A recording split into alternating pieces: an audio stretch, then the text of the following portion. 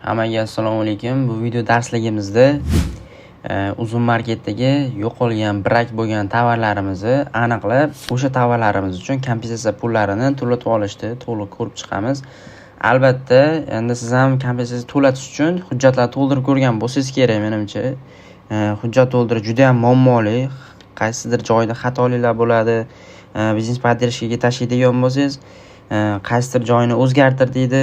U joyini o'zgartirsangiz, keyin yana boshqa joyini o'zgartir deydi. U joyini ham o'zgartirsangiz, yana boshqa joyini o'zgartir deydi. Ya'ni kamchilik topaveradi hujjatdan.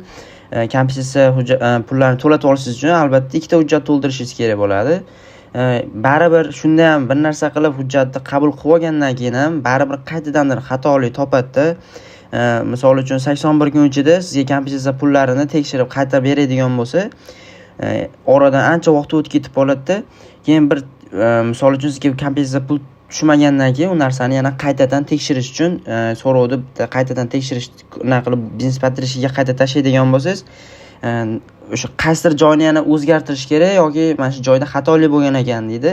Shu bilan yana ancha vaqtingiz o'tib ketadi. Shunaqa qilib yana hujjatni boshqatdan to'ldirasiz, yana xato bo'lsa yana vaqtingiz o'tib ketadi. Xullas shu narsaga yechim qilib bugun video darsligimda qanaqa qilib xatosiz mukammal professional hujjat to'ldirib kompensatsiya pullarimizni qaytib olishni ko'rib chiqamiz. Hozir sizlarga bitta например ko'rsataman. Yaqinda o'zim mana shu sizlarga o'rgatmoqchi bo'lgan usul bilan o'zimni kompensatsiya pullarimni qaytarib oldim. 8 million so'mga yaqin pulimni bir oy 23 kun ichida menga uzun market to'lab berdi. Brak bo'lgan, yo'qolgan o'sha tovarlarim uchun. Hozirlarga shu narsani Telegramda mana biznes poddershkaga kirdim. Biznes poddershkadaman.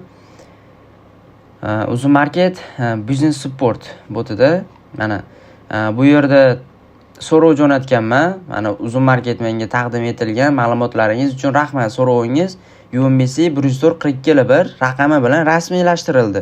Kompensatsiya to'lov muddati deyapti. Mana 81 kunni tashkil etadi deyapti.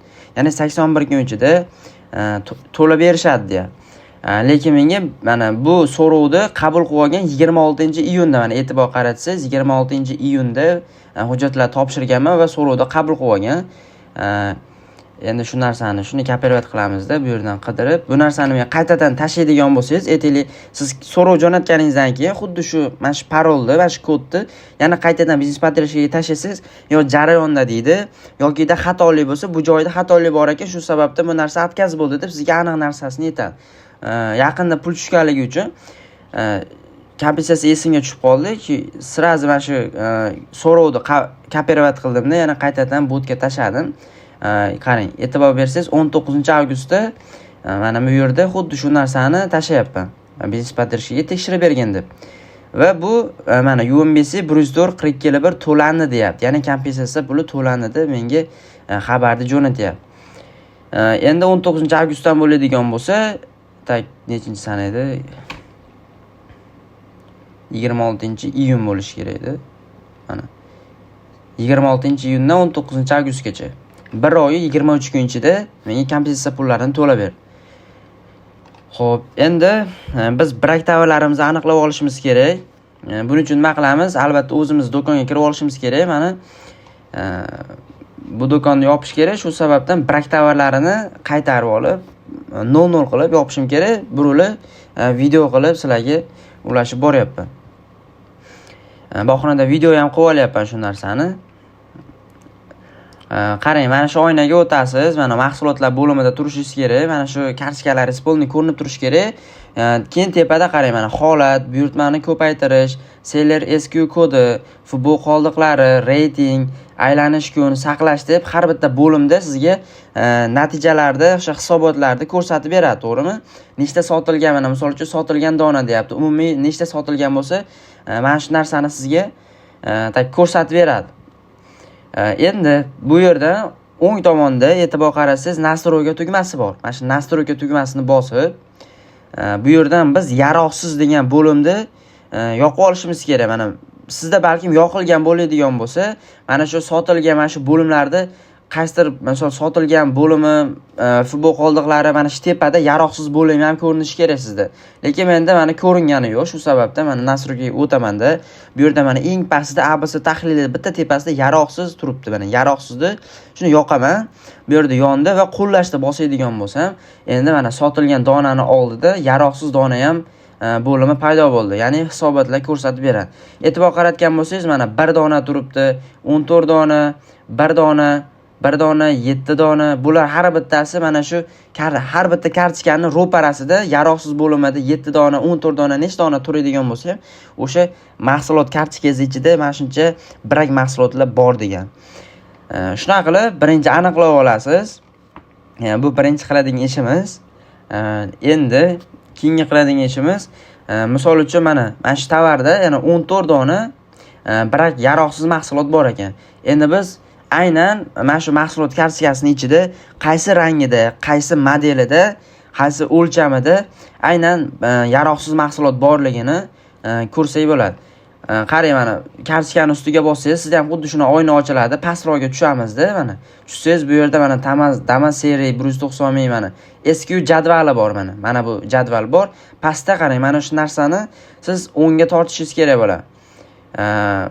Ya'ni bu yerda hisobotlar ko'rsatib turadi, qaysi rangidan, qaysi modeldan nechtadan sotilgani, nechtadan mazbrat bo'lgani, hammasini shu joyda ko'rsatib turadi. Ya'ni pul yetishigacha shu yerda ko'rsatadi. Bu yerdan shuni o'ngga shuni tortamizda, tagcha teparoqqa chiqib olaylik. Mana bunda ham tepada holati, narxi, ABC tahlili yuborish uchun tayyor, omborda nechta bor, hammasini hisobot qilib ko'rsatib beradi. Buni farqi, bunda har bitta modelni alohida ko'rsatib beradi. Endi pastda shuni mana strelkani bosamizda, o'ngga sekin tortadigan bo'lsak, mana bu yerda yaroqsiz bo'limi turibdi. Mana yaroqsiz bo'limi. Va buni pastida mana 1 dona turibdi. Bunda 0 dona, 0 dona, 0, yana 1, 1, 1, 1 bo'lib, har bitta modelda bizga nechtadan, har bitta modelda nechtadan brak mahsulot borligini ko'rsatib beradi. Mana misol uchun mana 1 dona, birinchida 1 dona yaroqsiz bor ekan. Bu qaysi deydigan bo'lsak, shuni chapga tortamizda va bu yerda mana sabzi rang, ya'ni sabzi rangli o'sha mana shu mahsulotda 1 dona brak mahsulot bor ekan. Sizda endi boshqa narsa chiqadi. Ya'ni siz misol uchun sabzi rang, oranjiy rangida 1 dona brak mahsulot bor ekan. Aytaylik mana pastidan 3 ta 0 turibdi. Bu 3 ta 0 deydigan bo'lsangiz, bunda mana malla rangida, aytaylik mana sermet rangida, seriy ranglarida yaroqsiz yo'q ekan. Aytaylik yana 1 dona mana 1 turibdi. 1 nima desiz, ya'ni shu yaroqsiz mahsulot borligini bildik. Endi shuni chapga tortamizda, bu yerda endi mana siniyga to'g'ri kelyapti. Mana siniy rangida 1 dona yaroqsiz mahsulot bor ekan. Xuddi shuna qilib siz ham bu yerdan yaroqsiz mahsulotlarni, yaroqsizlarini qaysi rangida, qaysi modelida yaroqsiz borligini aynan mana shu bo'lim orqali bilib olsangiz bo'ladi. Mana shu bo'lim orqali. Endi keyingi qiladigan ishimiz, yana bitta oyna ochib olishimiz kerak bo'ladi. Xolos siz mana plusni bosib turib, bu yerdan uzun marketga qayta kirsangiz bo'ladi yoki-da Ctrl-ni bosib, bu oynani misol uchun bitta bu kartochkani bosadigan bo'lsangiz ustiga mana tepada yangi oyna ochiladi. O'sha kartochkani ochadi.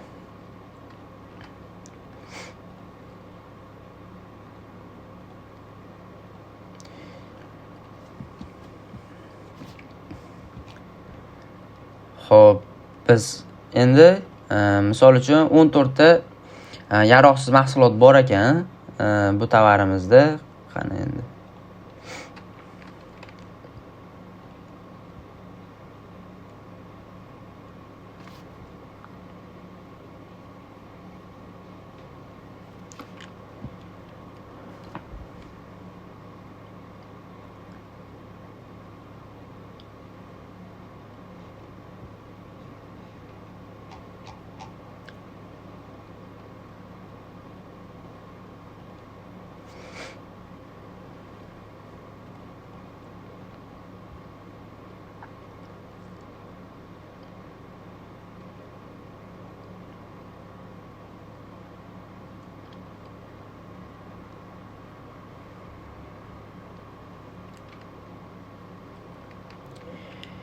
Yana bitta oyna ochib olamiz. Endi bu oynadan biz mana shu brak mahsulotimiz bor kartikani o'ng tomonida 3 ta tugma turadi. Mana shu bilsiz o'sha shtrek kodlarini ko'rsangiz bo'ladi. Ichini misol uchun tahrirlash uchun mana shu 3 ta nuqtani bosishingiz kerak bo'ladi. Mana shu 3 ta nuqtani bosamizda biz bu yerda mana eski yuni o'zgartirish tugmasini bosamiz.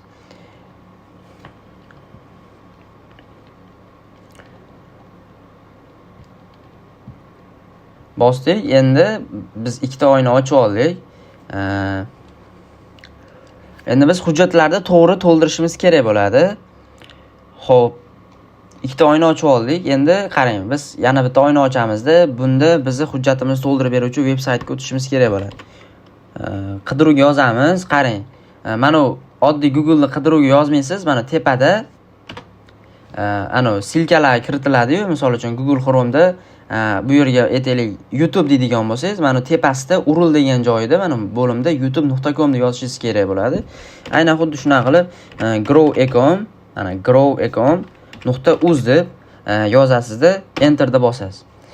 Sizga mana shu veb-sayt kelib chiqadi. Bu veb-sayt orqali o'sha uzun marketdagi kompensatsiya hujjatlaringizni xatosiz mana shu 5 ta bosqich orqali to'ldirsangiz bo'ladi. Bunda mana Google orqali boshlashni bosib, bu yerda mana Google orqali davom etish tugmasini bossangiz, bu yerda akkauntingiz chiqadi. O'sha akkaunt orqali o'zingiz akkauntingizni ustiga bosib davom etishda bosadigan bo'lsangiz, xullas oddiy ro'yxatdan o'tganda bu veb-saytdan ham ro'yxatdan o'tib olsangiz bo'ladi. Xuddi o'sha tugmani bosasiz, akkauntingizni tanlaysiz, o'zi mana shu veb-saytda mana shu oynasi ochiladi. Endi bu veb-saytda osonroq tushunishingiz uchun sizga qisqacha bu veb-saytni tushuntirib ketaman. Qarang, mana o'ng tugmada sizda tungi rejim bor yokida yorug' rejim bor. Uzun marketda qorong'i rejim bo'lmaganligi uchun bunga qorong'i rejim ham qo'shilgan. Chunki kimdir ko'proq o'zim ham qorong'i rejimda ishlayman, chunki ko'zim tez og'rib qoladi. Shu sababdan bu funksiyasi ham bor. Buni yoqib xohlagancha bu yerda anaqsiz bo'ladi. Ishlasangiz bo'ladi. Bu yerda qarang, mahsulotlar degan mana bu bo'lim turibdi asosiy oynada. Bu yerda mana mahsulot nomi degan joyiga siz uzun marketdagi o'sha kartchangizni mahsulot nomiga nima yozgan bo'lsangiz, xuddi o'sha narsani kopirovat qilasizda, bu yerga shunday qilib joylaysiz. Qo'lda yozmaysiz bu yerga. Aynan uzun marketdan olasiz. Buni hozir o'rgataman buni ham. Keyin mana shtrek kod degan joyga aynan o'sha yaroqsiz bo'lgan tovaringizni shtrek kodini kiritishingiz kerak bo'ladi. Pastda endi yo'qolgan yoki shikastlangan deyapti. Endi yo'qolgan tanlaysiz ko'p holatda. Agar hozir mana shu yaroqsiz bo'limi orqali mana 14 ta turgan bo'lsa, mana shu 14 tani siz 14 ta yaroqsiz tovarim bor ekan deb turib shunga kompensatsiya to'latmoqchi bo'lsangiz, unda yo'qolgan bo'limni tanlab qo'yishingiz kerak. Shikastlangan bo'lim qachon tanlanadi desangiz, misol uchun ta'minlashlar bo'limiga o'tadigan bo'lsangiz, bu yerda mana qaytarishlar bo'limi bor bu yerda mana. Ta'minlashlar bo'limiga o'tdim, qaytarishlar bo'limiga o'taman va bu yerda sizga uzum skladdan aytaylik mabodo mahsulotlari sotilmasa uni vazvirat qiladigan bo'lsangiz, mana shu bo'limdan vazvirat qilasiz. Yokida yaroqsiz tovarlaringiz topiladigan bo'lsa, uzum skladda paydo bo'ladi, sizga olib keting degan maqsadda mana shu qaytarishlar bo'limida ko'rinadi. Misol uchun mana birinchidan naklannoyga e'tibor qarasangiz, turi degan joyida mana turi degan joyida mana yaroqsiz turibdi, mana yaroqsiz. Bu degani yaroqsiz mahsulotim topilgan va buni men mana bajarilgan turibdi. Buni skladga borib bu tovarni olib ketganman. Mana bu yerda endi qaytarilgan deyapti. Bu qaytarilgan, buni o'zim qaytarganman. Ya'ni tovarlar sotilmaydigan bo'lsa, shu narsani qaytarsangiz, endi berishga tayyor deyapti mana. Berishga tayyor, buni olib ketishim kerak. Endi tepasida yaroqsiz turibdi. Buni men o'zim yaroqsiz topa olmayman. Uzun marketda o'zi skladda topiladigan bo'lsa, xuddi shu tovarni mana shu bo'limga yaroqsiz deb turib, naklannoy tuzatda, misol uchun mana yaroqsiz birinchida turgan bo'lsa, uni ichiga bossam, bu yerda yaroqsiz tovarlarni mana misol uchun mana shu narsadan aytaylik bir dona yaroqsiz, ya'ni birak bo'lgan mahsulot topilgan. Shu narsani olib ketgin deb chiqadi.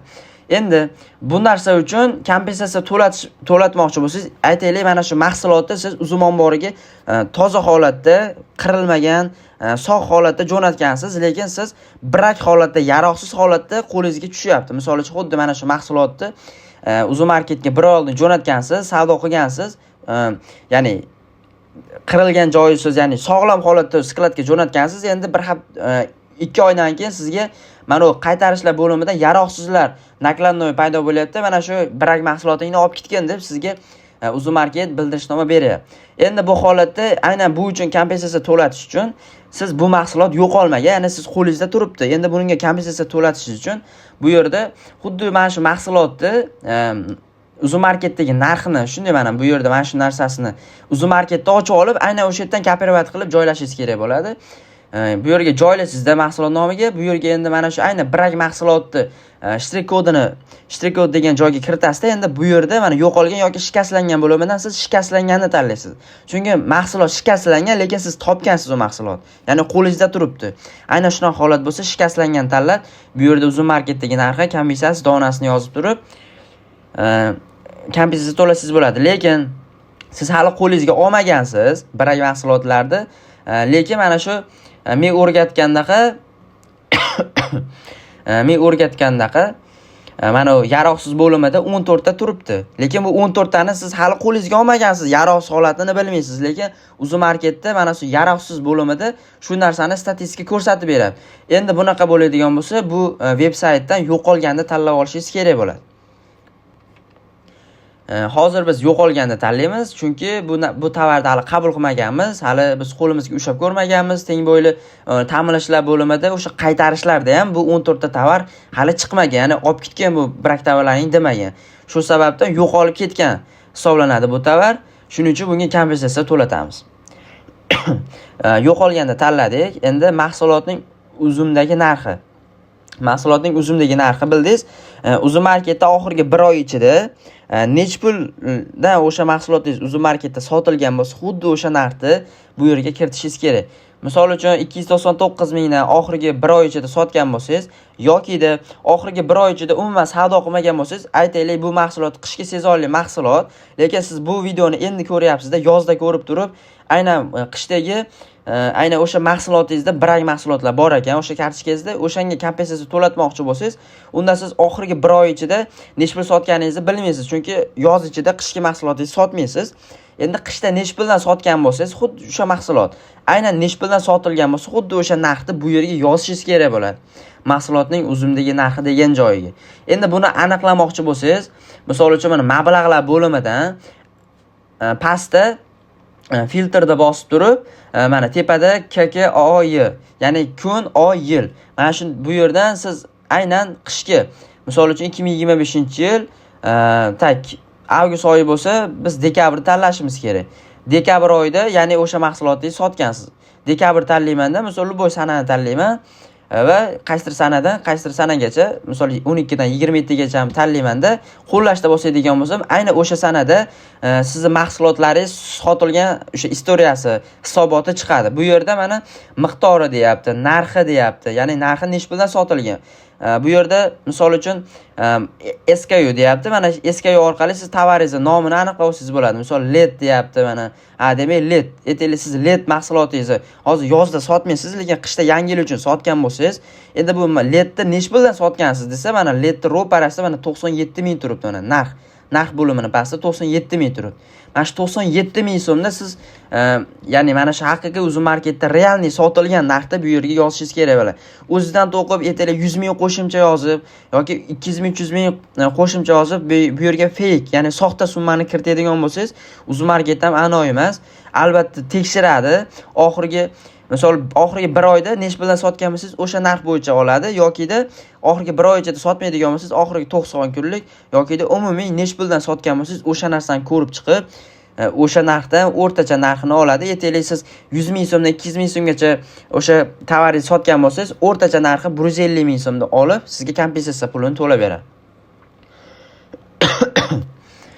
Bu yerda mana mahsulotni UzMarketdagi narxini yozasiz. Endi komissiya so'm degan joyiga, endi UzMarketda sizdan o'sha mahsulotingizdan necha foiz komissiya olgan bo'lsa va komissiyaga qo'shimcha qancha so'm logistika xizmatini olgan bo'lsa, aynan mana shu foiz bilan logistika xizmatini qo'shasizda, bu yerga xarajatga, ya'ni komissiya so'm degan joyga yozasiz. Ya'ni bu yerga komissiya bilan logistika xarajatini o'zini yozishingiz kerak bo'ladi. Chunki bu yerga ortiqcha boshqa summalarda yoki-da aytaylik kamroq komissiya foizlarini kiritmasligingiz kerak. Misol uchun bu yerga 100 ming so'm yozsam, 100 ming so'm yozadigan bo'lsam, komissiya aytaylik 30 ming so'm bo'lsa, logistikasi 25% komissiya 25 ming so'm, 5 ming so'm logistikasiga oladi, ya'ni jami 30 ming so'm. 30 ming so'm yozadigan bo'lsam, bu 100 ming so'mni 30 ming so'mdan ayirib tashlaydi-da, bu mahsulotingizda 70 ming so'm chiqaradi. Mana bir dona mahsulot 70 ming so'm. Va Uzun market sizga agar rostdan ham Uzun marketda 100 mingdan sotib, sizdan rostdan ham 30 ming so'm Uzun market komissiya olgan bo'lsa, sizga bir dona mahsulotingiz uchun 70 ming so'm kompensatsiya pulini sizga to'lab beradi. Shuning uchun bu yerga aytaylik 50 ming, 100 ming ortiqcha yozib yormang. Endi bilib bo'lmaydi. Mana 50 ming yozib yoradigan bo'lsam, xato hisoblab, ya'ni ko'p komissiya oladi deb xato yozib yoradigan bo'lsam, bu bizga minusga ishlaydi. Chunki mana endi bir dona mahsulot uchun bizga 50 ming so'm Uzun market kompensatsiya pulini to'lab beradi. Lekin bu yerga kompensatsiya xarajatlarini soxta qilib 10 ming so'm ham yozib qo'ymasligingiz kerak. Misol uchun 100 ming so'mga 10 ming so'm bu nerealniy narsa bo'lishi mumkin. Ya'ni siz aniq hisob kitob bilan yozsangiz, sizga tezroq kompensatsiya pulini to'lab beradi. Qancha siz misol uchun xato summalar kiritib, xato komissiyalarni yozib, shuna qiladigan bo'lsangiz, to'lov kompensatsiya puli kechikishi mumkin. Shuning uchun realni nech pul bo'lsa o'sha narsani yozib, kompensatsiya pulingizni tezroq qaytarib olganingiz yaxshiroq.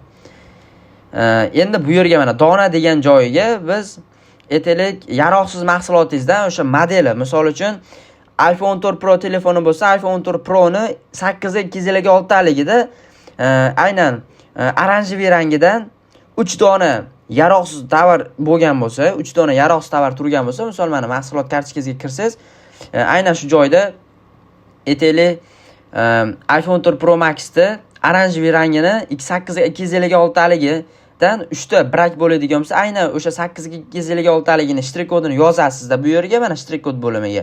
Bu yerga endi 3 dona deb yozib qo'yasiz. Mana 3 dona deb yozib qo'yasiz. Bu faqatgina mana shu kiritgan shtrik kodingizga tegishli bo'lgan, mana shu shtrik kodga tegishli bo'lgan nechta brak mahsulot bo'lsa, xuddi o'sha narsani yozasiz. Agar 10 ta brak mahsulot bo'lsa, mana shu shtrik kodga tegishli tovarda, demak siz 10 ta bu yerga yozishingiz kerak bo'ladi. Keyin bu yerda yana mahsulot qo'shdi bosib, keyingi shtrik kodlarni yozib, uzumdagi narxni yozib, komissiyalar yozib, bu yerda nechta brak bo'lsa, nechta brakligini yozib turib, qo'shib ketsangiz bo'ladi. Mana qo'shish qilib ketsangiz. Xato kiritib qo'ygan bo'lsangiz, bu yerdan tahrirlasangiz ham bo'ladi. Mana yokida ko'payib ketgan bo'lsa, mana crestni bosib, bu yerdan o'chirib tashlasangiz bo'ladi. Mana shuna qilib o'chirib, tozalab tashlasangiz bo'ladi. Xo'p, endi bu 5 ta bosqichdan iborat. Birinchisida albatta har bitta mahsulotlaringizni xuddi shuna qilib kiritib olishingiz kerak bo'ladi.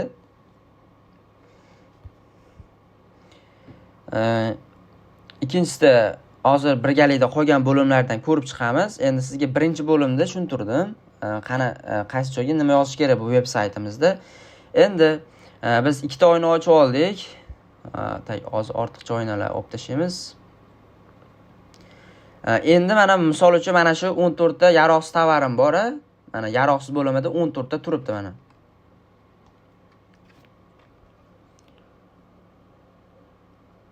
Mana 14 dona turibdi. 14 dona aynan mana shu mahsulotimga tegishli. Endi mana shu mahsulotim ustiga bosaman-da, tovar kartochkam ustiga bosib turib, buni Uzun marketdagi mana tugmani bossangiz, mana Uzun marketda ochiladi. Yoki Uzun marketga prosta buni Google dan kirib ham o'sha tovaringizni topib turib, bu yerdan Uzun marketdagi o'sha tovaringiz nomini mana joyga yozishingiz kerak bo'ladi, mahsulot nomi degan joyga. Xo'p, mana shu oyna ochildi. Mana tepada mana tovar nomi degan joyda mana Damas avtomobillar uchun tom patolog deyapti. Endi mana shu tovar nomini iloji bo'lsa o'zbekcha bo'lsa yaxshiroq bo'ladi. Mana o'zbekcha variantini analitika saytlar ishlab ketib qoldi, uzr. Mana o'sha tovarning nomi sizda mana tepada ko'rinadi. Prosta mana analitika saytlariga ruxsat berib qo'yganligim uchun bu yerda mana yonida statistikalar ko'rsatganligi uchun mana tovar nomi pastga o'tib qoldi. Xullas mana shu Uzun marketdagi mana asosiy tovar nomini siz shuni qilasizda, kopirovat qilasiz. Kopirovat qildingiz va endi mana shu Grow.com veb saytiga o'tasizda, mana mahsulot nomi degan bo'limga xuddi shu narsani vstavit qilasiz. Mana joylandi. Qorong'i rejimga o'tkazib olamiz. Sizlarga yana osonroq ko'rinishi uchun ishimizni yana ham osonlashtirib olamiz. Buning uchun nechta brak mahsulot, nechta shtrix kodda borligini aniqlab olishimiz kerak. Buning uchun mana bu yerda yaroqsiz bo'limidan sanab olamiz. Misol uchun mana bitta turibdi, 3 ta 0 turibdi, 0 lar hisobga olinmaydi. Yana 1 1 1 1 bo'lib ketyapti, yana 1 5 2 bo'lib ketyapti. Endi nechta shtrix kodda brak mahsulot borligini bilishimiz uchun mana har bitta raqam borligini 0 dan boshqa nechta raqam bo'lsa, xuddi o'sha narsani mana shu yaroqsiz pastidagilar sanab ketamiz. Mana 1 2 3 4 5 6 7 8 9. Demak, bizda 9 ta mahsulotimizda braklar bor ekan. Endi qaysidir birida 5 ta, qaysidir birida 2 ta, lekin umumiy 9 ta shtrix kodda, ya'ni 9 ta mahsulotingizda brak bor ekan. Menda aynan 9 ta mahsulotda, ya'ni 9 ta mahsulotda brak bor ekan. Endi men Grow.com veb-saytiga o'tamanda 9 ta oyna ochib olaman. Mana 2 ta bo'ldi, 3 ta, 4 ta, 5 ta, 6 ta, 7 ta, 8 ta, 9 ta. Nima uchun bunaqa qilib ochib oldim desangiz, qarang, bu yerda mahsulot nomi degan joyi bor-ku. Mana shu narsani biz har bitta shtrix kod, uzumdagi narxi, komissiyalar yozib bo'lgandan keyin yana qaytadan ikkinchi boshqa, misol uchun birinchisida aytaylik qaysi rangini o'sha bragini yozsak, keyingisida misol uchun keyingi etabiga o'tganimizda, misol uchun keyingi shtrix kodni kiritganimizda yana boshqatdan uzun marketdagi tovar nomini yana bu yerga kiritishimiz kerak. Buning uchun yana qaytadan uzun marketga kiramiz, bu yerdan kopirovat qilamiz, yana Grow.comga kirib, yana vstavit qilamiz. Yana shtrix kodlari, uzumdagi narxlarini, donasini yozib bo'lib, yana bitta oyna ochamiz. Yana uchinchisiga o'tganimizda keyin mana SQ3 deyapti. Ya'ni 3-bo'limga o'tib, yana qaytadan uzun marketga kirib, mana shu tovar nomini kopirovat qilib, yana bu yerga ham joylab, yana boshqatdan qilib ketishimiz kerak bo'ladi, yozib ketishimiz kerak bo'ladi. Undan men nima qilyapman? Hozir aytaylik bitta kartochkamda 9 ta mana shu mahsulot kartochkasiga 9 ta, ya'ni mana shu mahsulot kartochkasida 9 ta brak borligi uchun 9 dona brak emas, 9 xilida brak borligi uchun men 9 ta oyna ochib olyapman-da va har bittasiga mana shu tovar nomini, mahsulot nomi degan joyiga hammasiga birdaniga kiritib chiqyapman. Bu orqali vaqtni tejaymiz. Ana mahsulot nomi degan joyga hammasiga kiritib oldim. Endi shtrix kod degan joyga endi biz bir boshidan kiritib yozib ketamiz. Xo'p, endi keyingi qiladigan ishimiz bu yerda yaroqsiz bo'limida, qarang, e'tibor qaratgan bo'lsangiz, yaroqsiz bo'limda birinchida mana 1 turibdi. Endi buni 1da ro'parasida mana bu yoqqa chapga suraydigan bo'lsak, qaysi mahsulotligini aytib beradi, rangi yoki modeli, o'lchami, hammasini bu yerda aytib beradi. Ya'ni bizda Damas oranjiviy rangida, ya'ni sabzi rang ekan, Damas oranjiviy rangida bitta yaroqsiz bor ekan. Mana yaroqsiz bo'limida 1 dona turibdi. Endi men nima qilaman? Bu yerdan ikkinchi oynaga o'taman-da, bu yerdan xuddi o'sha hozir men kompensatsiya to'latmoqchi bo'lgan bragi bor kartochkam o'ng tugma o'ng tomonida, o'sha kartochka, har bitta kartochkada 3 ta nuqta bo'ladi, bilsangiz. Shu 3 ta nuqta orqali o'sha rasmini o'zgartirsangiz bo'ladi, o'sha ma'lumotlarni o'zgartirsangiz bo'ladi. Ikkinchisida, misol shtrix kodlarni ko'rsangiz bo'ladi. Biz ham xuddi shu ikkinchisini bosishimiz kerak, ya'ni SKUni o'zgartirish degan tugmani bosishimiz kerak bo'ladi.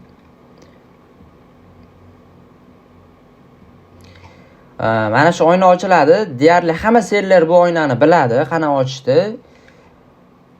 Xo'p, endi biz oranjiviy rangni topishimiz kerak. SQlarda mana ko'k rang, malla rang, metal kulli rang, ko'k melanj, fil suyagi deyapti. Pastroqqa tushamiz. Tagi mana sabzi rang. Oranjiviy sabzi rang ekan. Endi buni o'ng tomonida mana o'shanga tegishli bo'lgan shtrix kodini biz kopirovat qilishimiz kerak bo'ladi. Shtrix kod bilan MX kodni almashtirib qo'ymaysiz. Mana shtrix kod degan yozuv turibdi. Shuni pastida har bitta mahsulotning modelini, rangini, o'lchamiga tegishli shtrix kodlari bo'ladi.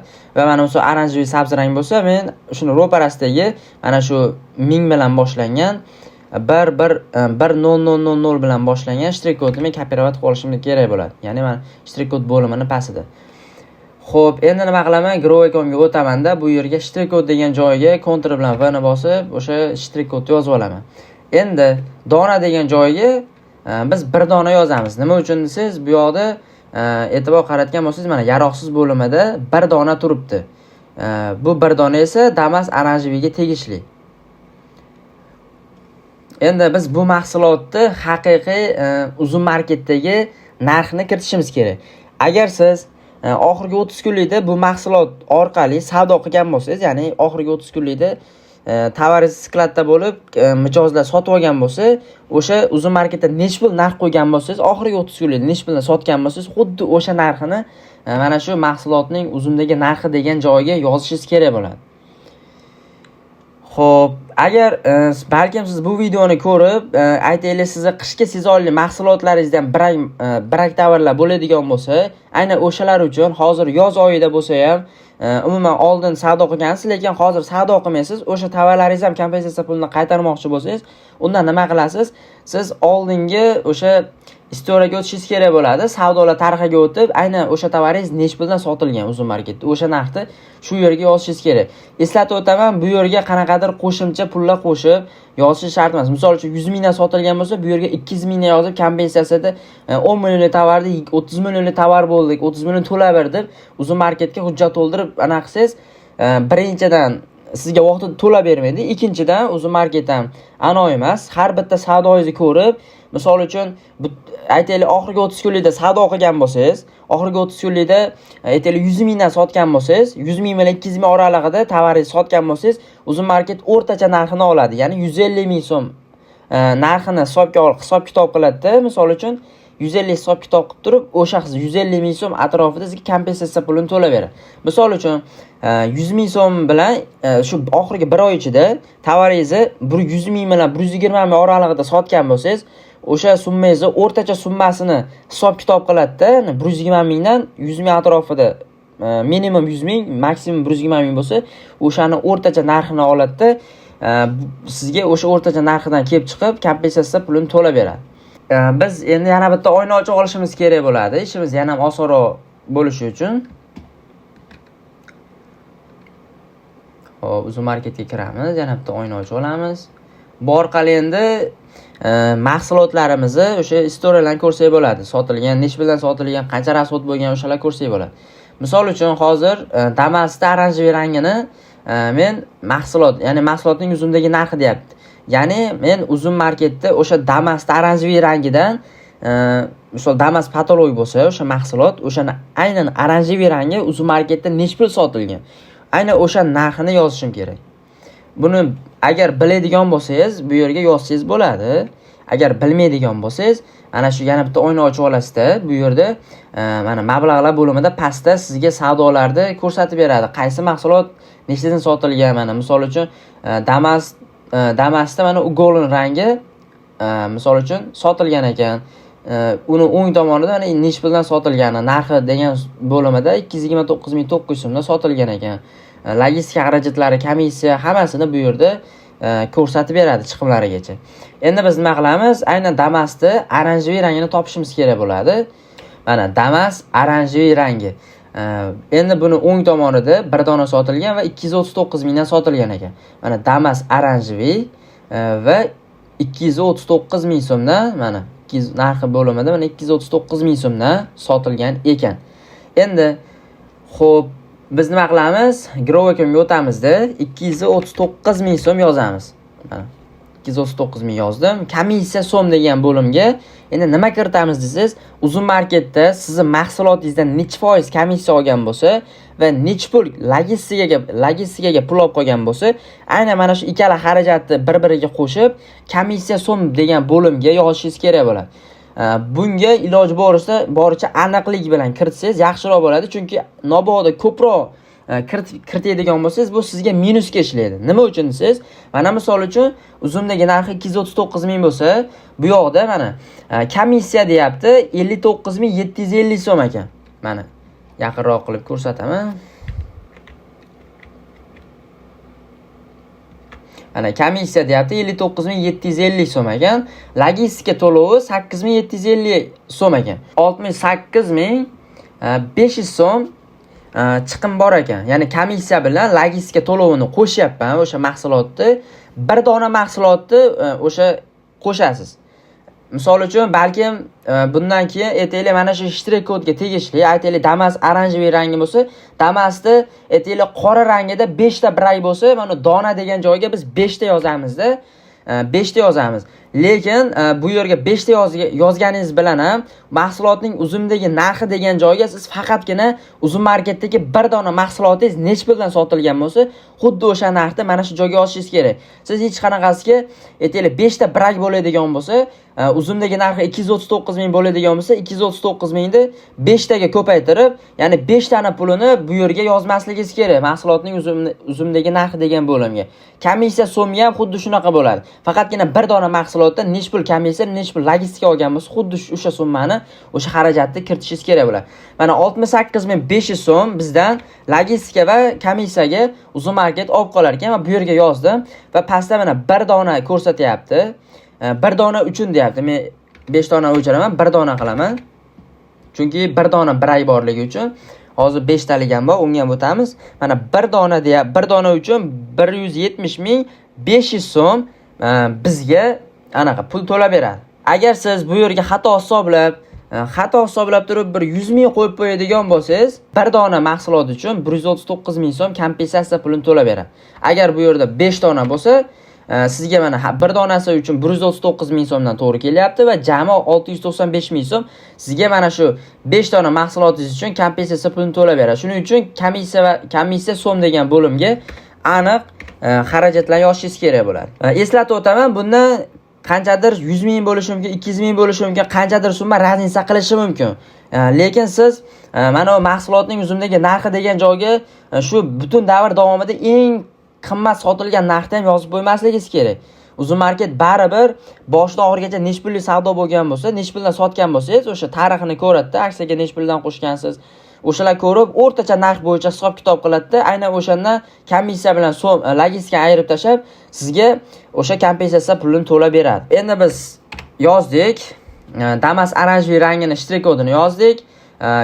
Yo'qolgan, shikastlangan bo'limini ham tanlashimiz kerak bo'ladi. Bu bo'limda qarang. Qachon yo'qolgan bo'lim tanlash kerak, qachon shikastlangan bo'lim tanlash kerak. Qarang, agar siz xuddi menga o'xshab mahsulot kartochkalarida aytaylik, ko'rsangiz yaroqsiz bo'limida, misol uchun mana yaroqsiz bo'limida 14 ta, 1 ta, 20 ta, 7 ta, 2 ta shunaqa brak mahsulotlar bor bo'lsa, lekin siz bu mahsulotlarni hali qo'lingizga olmagan bo'lsangiz, ya'ni skladda olib ketgan bu mahsulotlarni, ya'ni brak mahsulotlar yig'ilibdi, bu narsa olib ketgan demagan bo'lsa va aynan bu yerda shu mana shu yaroqsiz bo'limini o'zida ko'rinib turgan brak mahsulotlar bo'lsa, unda siz bu yerga yo'qolganini tanlaysiz. Chunki ham yo'qolgan, ham brak bo'lib ketgan mahsulotlar turiga kiradi, yo'qolgan. Agar siz misol uchun mana uzum marketda ta'minlashlar bo'limiga o'tadigan bo'lsangiz, mana qaytarishlar bo'limida tovarlaringiz nobodda sotilmaydigan bo'lsa, o'sha sotilmaydigan tovarlarni vazrat qilsangiz, mana shu qaytarishlar bo'limidan vazrat qilasiz.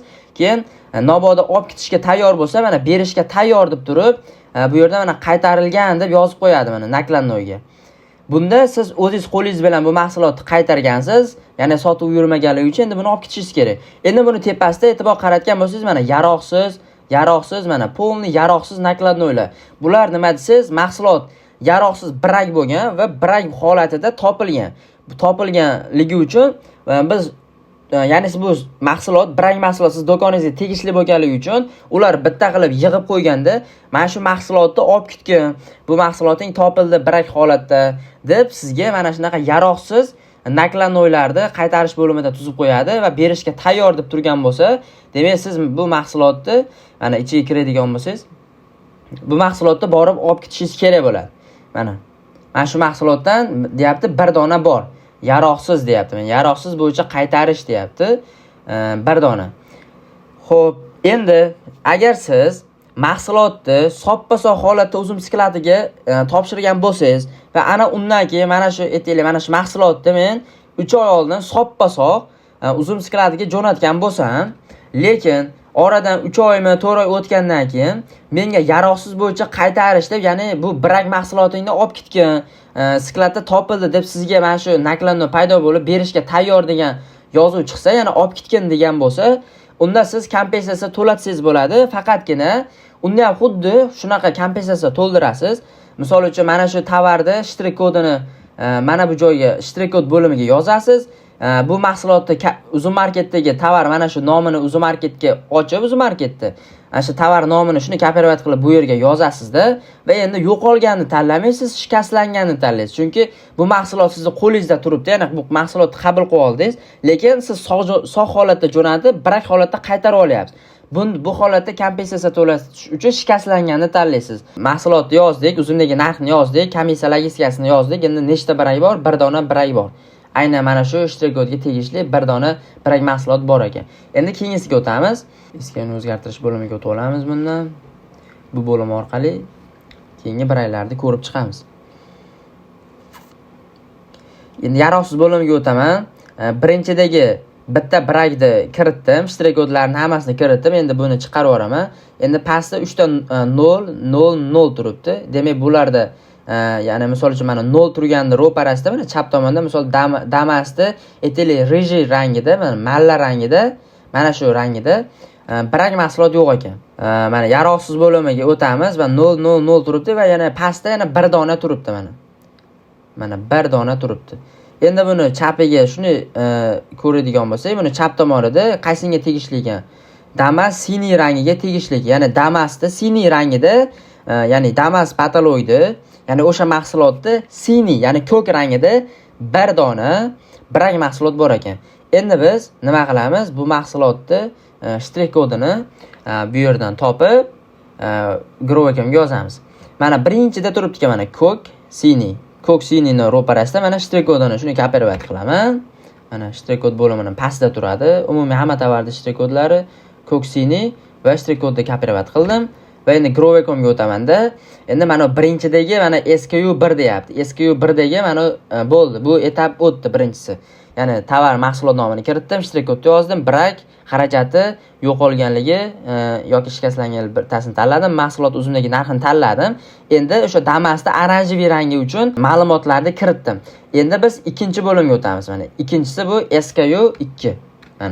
Mana bunisiga kiritdim, bu bo'ldi shtrix kodi. Endi ikkinchisiga o'taman. Ikkinchisida mana mahsulot nomini doimgidek osonroq bo'lish uchun kiritib qo'ydim. Mana agar hozir men kiritmaganimda yana qaytadan uzun marketga kirardimda, yana boshqatdan kopirovat qilib, bu yerni yana bu yerga joylab, keyin shtrix kodiga o'tishim kerak. Bu ham qanchadir miqdorda vaqt oladi. Shtrix kod degan joyiga biz nima qilamiz? Hozirgi siniy, ya'ni ko'k rangdagi shtrix kodni kiritamiz. Kopirovat qilib bu yerga joylaymiz. Endi dona degan joyda endi doimgidek 1 turibdi. Bunda ham bir dona brak mahsulot borligi uchun. Buni qayerdan bilding desa, hozir yana boshqatdan sizga tushuntiraman. Mana yaroqsiz bo'limida pastda mana 1 turibdi. Aynan mana shu bir qatorda chapida aynan Damas siniy rang ekan. Mana bu yerda o'sha narsani aytib qo'yapti. Ya'ni Damas siniy rangida deyapti, bir dona brak mahsulot bor deyapti. Shu yerda aniqlasangiz bo'ladi. Bu yerga kiritdim. Endi nima qilaman? Yo'qolgan doimgidek turadi. Mahsulotning uzumdagi narxi. Mahsulotning uzumdagi narxini aniqlashim kerak bo'ladi. Mahsulotning uzumdagi narxini qayerda aniqlaymiz? Doimgidek mana 3-oyinga o'tamiz. Mablag'lar bo'limidan. Endi agar bilsangiz kiritib qo'ysangiz bo'ladi.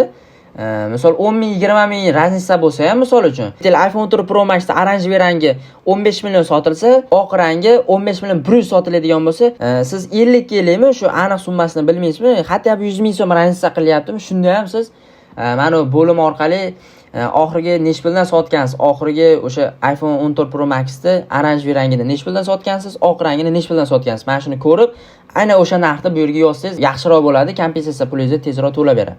Endi biz bu yerda mana hisobotlardan, ya'ni istoriyadan biz Damas'da siniy rangini topishimiz kerak bo'ladi. Mana Damas siniy rangi. Damas'da siniy rangi. Endi buni biz nima qilamiz? Uzumdagi narxni yozamiz. Mana uzumda mana Damas siniy rangi mana uzum marketda 299 ming so'm sotilgan ekan. Biz nima qilamiz? Endi grow.comga kiramizda uzumdagi narxiga 299 ming so'm yozamiz. Endi komissiya so'm degan joyiga doimgidek yana o'sha oynaga o'tamiz. Mana Damas siniy mana shu qatorda mana komissiya deyapti, logistika bo'limi. Damas siniy komissiya logistika. Hop. Bizda 74.750 so'm. 74.750 so'm komissiya olib qo'lyapti 8750 so'm. Logistika xizmatini olib qo'lyapti.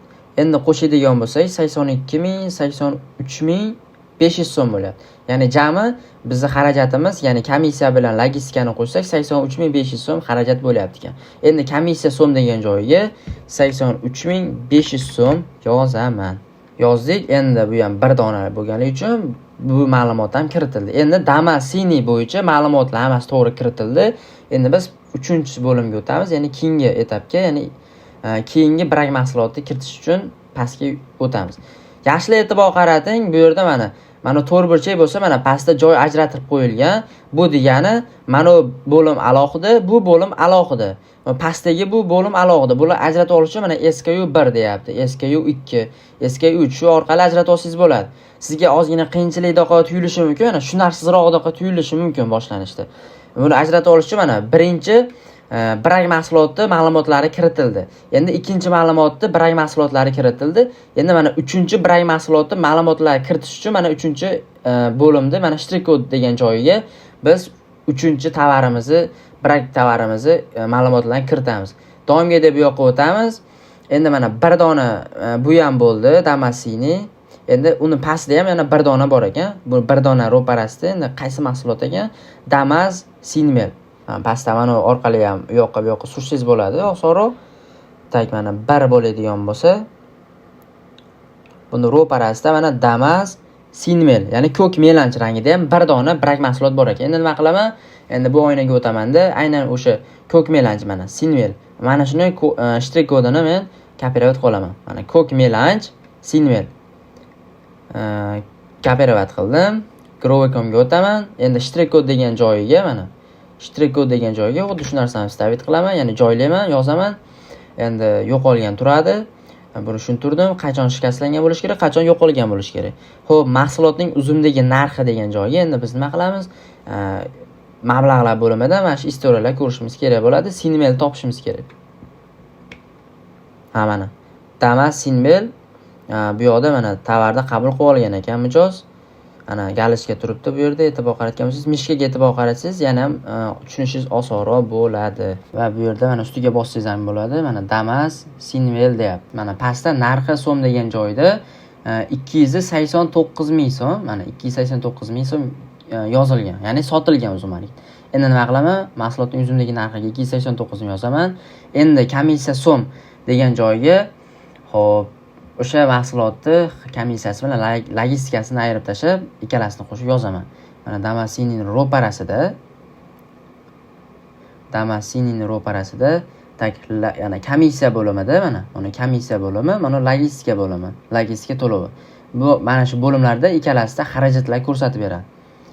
Xo'p, Sinmel ro'parasida mana 72,250 so'm komissiya olgan Uzum Market va 8750 so'm logistika xarajati bor. Ya'ni Uzum Market logistikaga 8750 so'm olgan. 81,000 so'm xarajati bor ekan. Sinmel rangini strik kodini yozdik, uzumdagi narxini yozdik, xarajati, komissiya va logistikasini qo'shib yozdik bu yerga, xarajatini nechtaligini yozdik, ya'ni bir donaligi uchun. Endi keyingisiga o'tamiz. Endi SKU 4, ya'ni 4-brak mahsulotni ma'lumotlarni kiritish uchun SKU 4 ga o'tdik, ya'ni bu bo'limga o'tdik. Yana bu yoqqa o'tamizda, bu yoqdan brak mahsulot, keyingi brak mahsulot topamiz. Hop, bu bo'ldi. Mana Sinmel bo'ldi. Endi buni pastida buni keyingisi ham bir dona ekan. Bu bir dona tak.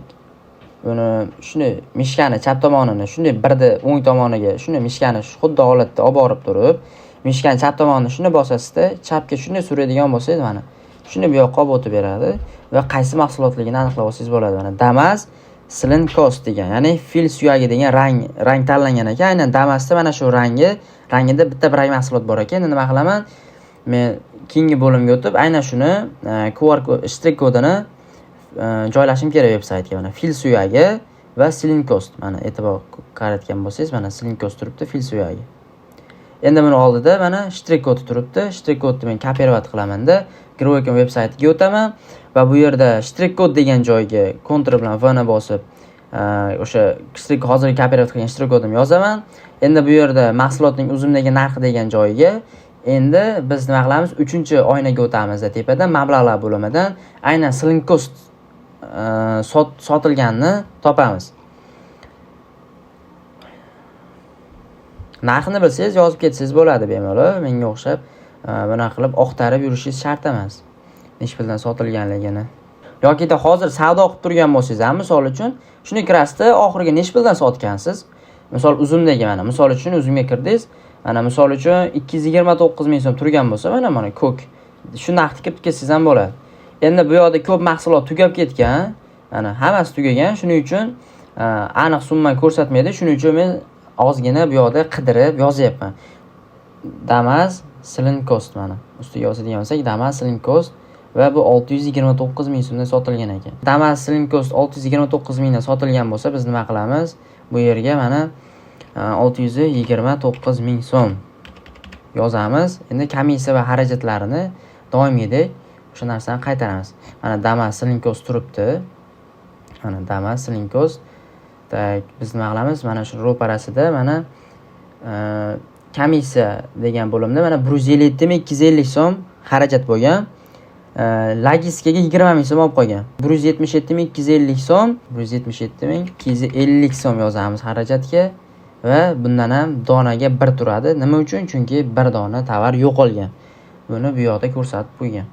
Endi biz nima qilamiz? Keyingi SKU 5 ga o'tamiz, ya'ni keyingi 5-birak mahsulotni kiritish uchun va 5-birak mahsulotni topib olamiz. Bu yoqda mana keyingisi ham 1 dona ekan. Mana pastda shuni tortadigan bo'lsangiz, mana buni ro'parasida Temin bor, ya'ni to'q bordo degan rang ekan, ya'ni Temin bor.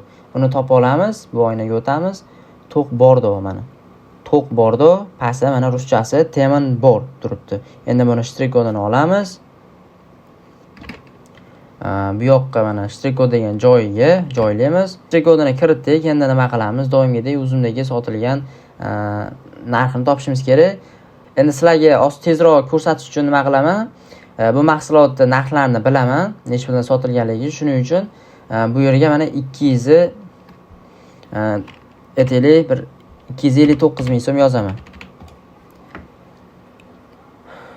Nima uchun bunaqa desangiz, aynan mana shu mahsulot bilan bir xil, lekin rangi boshqacha.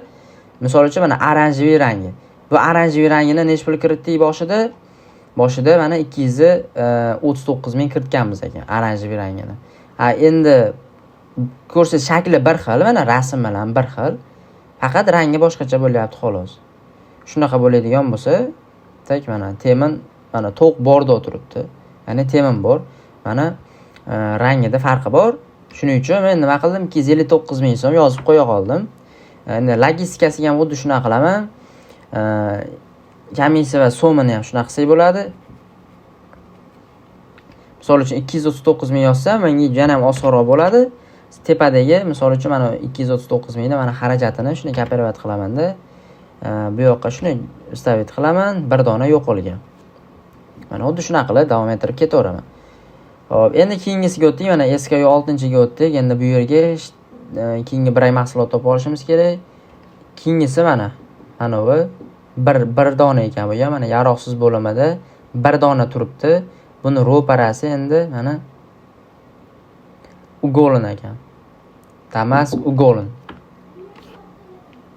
Damas Ugolin. Endi nima qilamiz? Biz bu yerdan iloj boricha aniqroq narx kiritsa yaxshiroq bo'ladi. Orqaga qaytamiz. Ugolinni narx-navosini topamiz. Mana Damas Ugolin mana bu yerda qabul qilgan mijoz. Buni ustiga mana Damas Ugolinning ustiga bosadigan bo'lsam, bu yerda mana necha puldan sotilganini ko'rsatib beraman. 289 mingdan sotilgan ekan. Nima qilaman endi men? Bundan oldin Damas Ugolinni doimgidek shtrix kodini olib olishimiz kerak edi.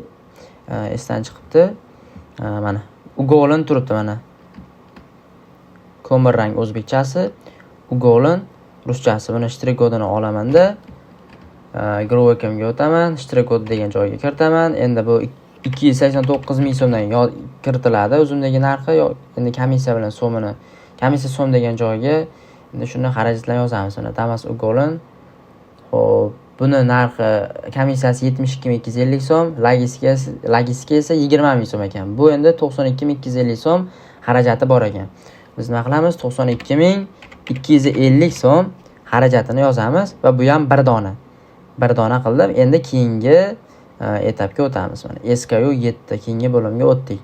Endi keyingi tovar topamiz. Keyingi tovar ham bir dona ekan. Mana bir dona. Endi buni ro'parasiga qilsak, mana bunday qilib chapga tortadigan bo'lsak, xuddi kooperativga o'xshab bu yoqqa suriladi. Mana Damas xrom. Endi xrom rangini topishimiz kerak. Damas xrom ana ustiga bosadigan bo'lsak, narxi 499 ming sotilgan, 28-iyun 2026-yilda sotilgan bir dona. Biz nima qilamiz endi? Biz Damas xromni oldin QR kodini, ishtirak kodini kopyalat qilib joylab olishimiz kerak edi veb saytimizga. Xromni topib olamiz. Tak, mana xrom rang. Xrom va buni oldin kopyalat qilaman. Veb saytga kiramiz. Veb saytdan ishtirak kod degan joyga joylaymiz. Uzumdagi narxiga 499 ming so'm yozamiz. Komissiya xarajatlariga endi nima qilamiz? Aynan Damas xrom bo'ladigan bo'lsa, mana 124.750 so'm komissiya olgan, 8.750 so'm esa logistika to'lovi. Endi ikkalasini qo'shadigan bo'lsak, 133.500 so'm komissiya va logistika xarajati ekan, 133.500 so'm. Endi bu ham bir dona. Bir donalik uchun bir dona bo'lib turadi. Endi mana shu donasiga ham e'tibor qaratib qo'ying, chunki mana misol uchun ustiga 3 ta misol donani ustiga bosib va misol uchun 5 ta yozdingizda, 5 ta yozganingizdan keyin misol uchun endi pastga tushmoqchi bo'lsangiz, mishkani shuni pastini shuni bosadigan bo'lsangiz, mana buni dona pasayib ketib qoladi. Shunaqa funksiyasi bor, shunga ehtiyot bo'lasizlar. Shu donasiga ham yaxshi e'tibor beringlar. Eng asosiy narsa shu hisoblanadi. Mana bir qildim, birda bosgandan keyin mana chiqib keyin bunday yursam bo'ladi. Endi keyingisi 5 ta ekan va bu cherin, ya'ni qora. 199 ming sotilgan ekan. Birinchi ishtirak kodini topib olishimiz kerak. Mana qora cherin. Shuni ishtirak kodini kopyalat qildim, Growekimga joyladim. Uzumdagi narxini endi hozir biz topib olishimiz kerak yaxshilab. Mana Damas cherin topdik. Endi bunda mana 239 ming sotilgan ekan. Xo'p, endi nima qilamiz biz? 239 ming so'm yozamiz. Bu yerga 239 ming so'm yozdim. Ba'zi tovarlar shunaqa har xil narxlarda sotiladi. Endi ba'zilari bir tekisda sotiladi. Misol uchun siz standart hamma rangini, hamma mahsulotni, hamma o'lchamini aytaylik 500 mingdan standart sotasiz. Agar shunaqa bo'lsa, u mahsulotning uzumdagi narxini mana qidirib yotishingiz shart emas. Shuni 500 ming tars hammasiga yozib chiqasiz. Bo'ldi, siz bu yerda komissiya so'miga ham bir xil qilib yozib chiqasiz. Chunki hammasiga ham bir xil komissiya oladi, logistika xarajati ketadi. Shuni yozib chiqasiz, bo'ldi. Bu yerga donalarni yozasiz, bo'ldi. Tamom. 239 ming yozdim. Endi xarajatlari nech pul ekan? Mana 59.750 so'm komissiya bo'lyapti, 8.750 so'm logistika to'lov bo'lyapti. Xo'p, bunda 68.500 so'm umumiy komissiya va logistika xarajatlari bor ekan. 68.500 so'm yozamiz. Va endi bu yerga biz nima qilamiz? Donani birda o'chirib 5 qilamiz. Ya'ni 5 dona bu. Endi e'tibor qaratgan bo'lsangiz, mana bir donasiga 170.500 so'm atrofida kompensatsiya pulini to'lab beradi deyapti Uzum Market. Mana hisoblab beryapti. Ya'ni 239 mingdan 68.500 so'mdan ayirib tashyapti. Endi deyapti, jami senga deyapti 852.500 so'm. Mana 852.500 so'm senga mana shuni o'zidan to'lab beradi deyapti. Ya'ni 5 taga ko'paytirib boryapti, o'zi hisoblab beryapti. Endi yana oxirgisi qoldi. Bu yerdan endi keyingisi mana 2 dona ekan. 2 dona bu shokol degan ekan, ya'ni shokolad rang ekan. Endi buni biz mana bu yerda shokol turibdi. Shuni kopyalat qilamiz. Growekem QR joylaymiz. Shlashtrik kodini, uzumdagi narxini topamiz endi. Mana Damas shokol tayyor turibdi ekan. Pastda mana bir dona sotilgan. Mana shu Damas shokol ustiga bosadigan bo'lsa, mana bu yerda menga qachon sotilgan yechib olish mumkin deyapti. Ya'ni buni qabul qilgan mijoz. Damas shokol mana nomini ham ko'rsatib beryapti va 199 ming so'mdan sotilgan ekan. Mana 199 ming. Endi nima qilaman? Bu yerga 199 ming so'm yozaman. Endi komissiya va so'mga endi davomiga mana Damas shokoladi 49750 so'm komissiya olyapti, 8750 so'm logistika xarajati bo'lyapti. Endi ikkalasini qo'shadigan bo'lsak 58500 so'm bo'ladi. Biz nima qilamiz? 58500 so'm bu yerga o'sha komissiya va logistika xarajatini yozamiz. Endi bu bir dona emas, 2 dona bo'ladi. Ya'ni 2 dona degan joyga 2 dona kiritib qo'yaman. Xo'p, bo'ldi, mana biz jami mana hammasini kiritib chiqdik. Ya'ni bir dona kartochkani kiritib chiqdik. Endi siz boshqa tovarlaringiz ham hozir videomiz juda ham cho'zilib ketib qolyapti. Endi qolganlarini ham xuddi men ko'rsatgandek kiritaverasiz. Mana misol uchun mana 14 ta mahsulotni kiritdik mana hozir. Endi qolgan mana bu yoqdagi 7 ta, 1 dona, 2 dona yoki misol 4 ta, 2 ta va hokazo hammasini kiritib chiqsangiz bo'ladi. Endi keyingisida nima qilasiz? Misol uchun mana bu aytaylik mana bunda 7 ta yaroqsiz bor ekan. Endi men buni qo'yishim uchun doimgidek buni uzum marketdagi shuni variantini ochaman, mana uzumdagi holatini ochaman-da. Tak, bloklangan bo'lsa ko'rinmaydi. Shuni inobatga oling. Agar bloklangan bo'ladigan bo'lsa, tayyor mana bu yerdan o'zbekchaga o'tkazasiz. Mana tepada ruskiy turibdi. O'zbekchaga o'tkazib, bu yerdan shuni kopirovat qilib, bu yerdan yana Ctrl C ni bosasiz, mana kopirovat qilib turib, bu yoqqa mana mahsulotning nomi. Endi qarang, mana 9 ta oyna ochib olgan bo'lsa, mana endi nima qilasiz? Bu yoqdan ko'rasiz, 7 ta brak mahsulot bor ekan va bu yerda nechta SKU bor? 1 dona, 2 dona, 3 dona, 4 dona, 5 dona SKU bor. Ya'ni 5 xil turi bor ekan bu sidina chexolni. Endi bu yoqqa tortadigan bo'lsak, mana yaroqsiz bo'limida mana 1 dona, 3 dona, 2 dona, 1 dona va oxirgisida 0 dona, ya'ni oxirgisida yo'q ekan. Demak, jami 5 ta, jami 5 xil rangi bo'lsa, buni 1 donasida brak mahsulot yo'q, qolgan hammasida bor ekan. Demak, bu 1 2 3 4, 4 ta qator. Demak, biz nima qilamiz? 4 ta, biz ham 4 ta qator ocha olamiz bu yerga. 1 2 3 4 ocha olamizda. Endi bu yerga nima qilamiz? Hozirgi kopirovat qilgan o'sha tovarimizning nomini yozamiz. Endi bu Damas avtomobillar uchun tom patolog bo'lmaydi. Endi bu nima bo'ladi? Avtomobil uchun qishki mexlik nakitka. Mana shu haqiqiy mana shu kartochkani tepadagi mana o'zbekcha nomini shuni kopirovat qilib joyladim. Endi nima qilamiz? Bu yerdan keyingi etabi doimgidek bu yoqqa o'tamizda. Mana misol yaroqsiz deyapti. 1 dona yaroqsiz bor ekan birinchisida. Bu chexol bardoviy ekan. Endi men nima qilaman? Bu yoqdan o'taman-da, tak bu yoqdan chiqib ketib turib, endi aynan o'sha chexol mana shu chexolni kartochkasini o'sha SKUni o'zgartirish bo'limiga o'tib olaman. O'sha 3 ta nuqtani bosaman. Mana misol chexol bo'ladigan bo'lsa, ro'parasida mana 3 ta nuqtani bosaman-da, mana SKUni o'zgartirishda uzr, ishlamay qoldi mana. 3 ta nuqta bosib SKUni o'zgartirishda bosaman. Endi bu yerdan men nima qilaman? Bu yoqdagi mana bardoviyni shtrix-kodini topaman. Va bardoviy mana bordov deb qo'ygan, mana bordo. Mana shuni shtrix-kodini olaman, bu yoqqa kopirovat qilaman. Endi bu yoqdan tak adashtirib qo'ymaslik uchun mana SKU 10 dan boshlanyapti. Siz mana shu yerdan endi davom etib ketishingiz kerak mana.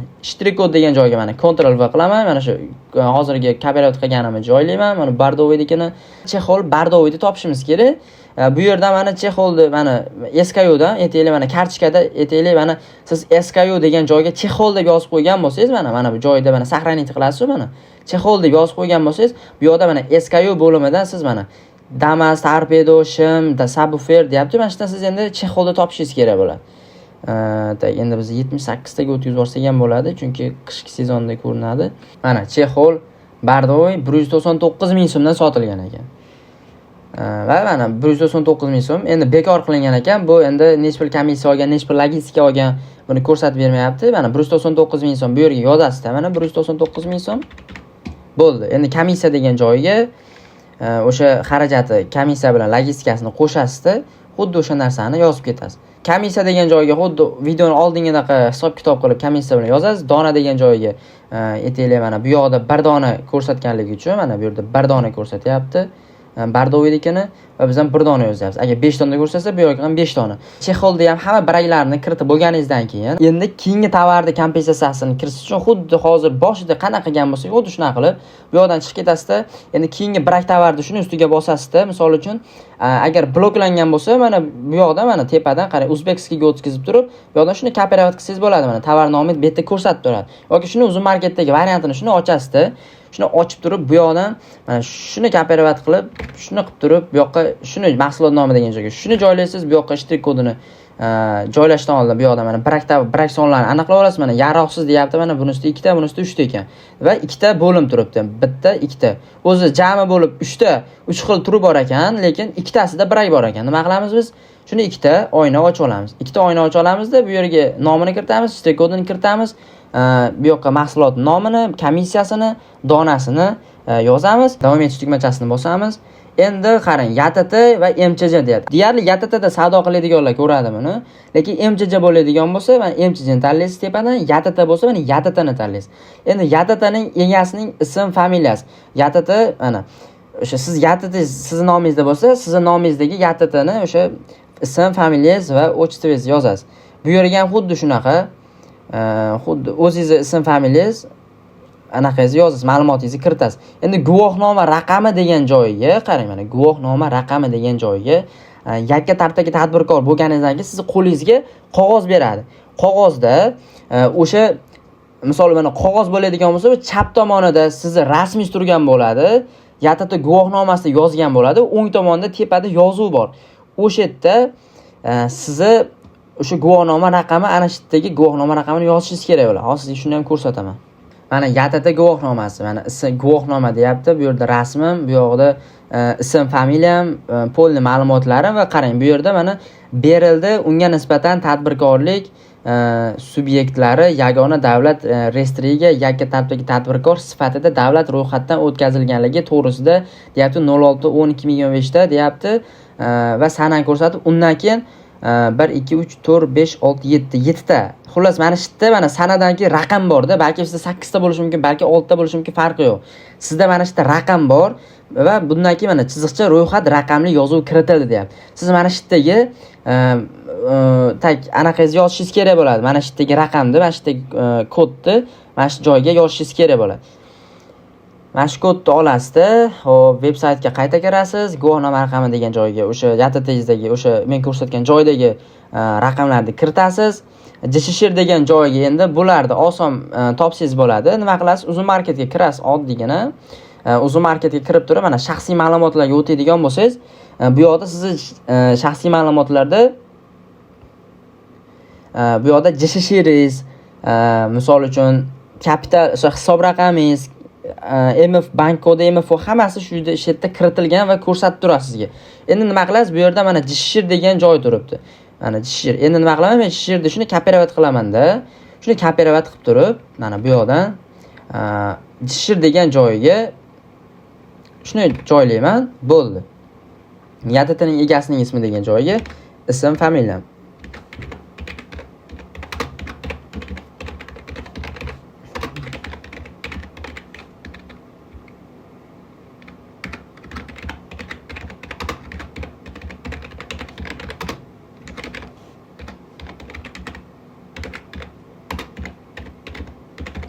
Mana ism, familiyam va otchestvoim. Shuni kopировать qilaman va buni ham mana yoniga shuni vставить qilaman. Xo'p, endi guvohnoma raqami degan joyga hozir ko'rsatgan hujjatni ochaman va o'sha narsani yozaman.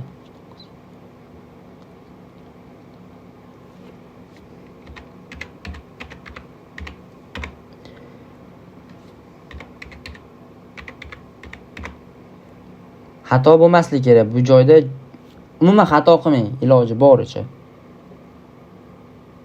Xo'p, JSHIRni kiritdim, guvohnoma raqamini kiritdim, yuridik manzil degan joyiga. Endi yuridik manzil. Xo'p, yuridik manzil. Endi bu yerga o'sha YTTni ochgan tumaningizni yoki o'sha manzilingizni yozasiz. Misol uchun, men tuman o'zimizni tumanda shu davlat xizmatlaridan YTTni ochtirganman. Shuning uchun bu yoqqa o'sha manzilni kiritaman. Balki siz shahardan yoki viloyatdan ochtirgan bo'lsangiz, o'sha viloyatni yozasiz, bo'ldi, farqi yo'q. Lekin iloj boricha o'sha davlat xizmatlari qaysi tumanga, qaysi joyga tegishli bo'lsa, o'sha joyni kiriting. Birinchi viloyatni yozib olamiz, mana. Viloyatni yozdim, keyin tuman.